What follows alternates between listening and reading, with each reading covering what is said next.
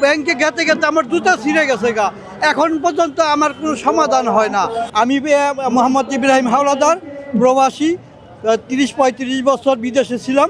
ওই টাকা আমি ব্যাংকে জমা রাখছি।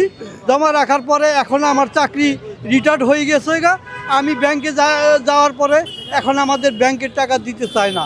আমি ব্যাংকে টাকা ডিপোজিট রাখছিলাম, ডিপোজিটের 2 লাখ টাকা করে যেন মানে সবাইকে দিতেছে, ওই টাকাটা আমাকে দেয় না। ব্যাংকে যাওয়ার পরে আমাকে বলে এই অ্যাপ্লিকেশন লেখো, ওই অ্যাপ্লিকেশন লেখো। আমি লিখতে লিখতে ব্যাংকে গেতে গেতে আমার জুতা ছিঁড়ে গেছে গা। এখন পর্যন্ত আমার কোনো সমাধান হয় না।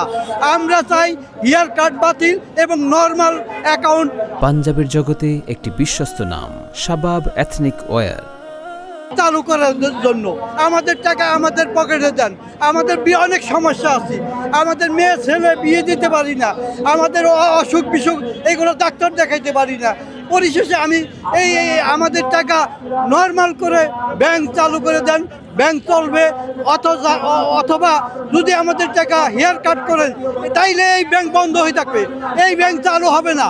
কারণ এই 76 লক্ষ মানুষের অ্যাকাউন্টে যদি আপনার জব্দ করে দেন তাইলে বাকিগুলো কি নতুন করে আসবে না। তাইলে আমাদের অ্যাকাউন্ট আমরা অতি তাড়াতাড়ি চালু চাই, এই বলে আমি শেষ করতে চাই।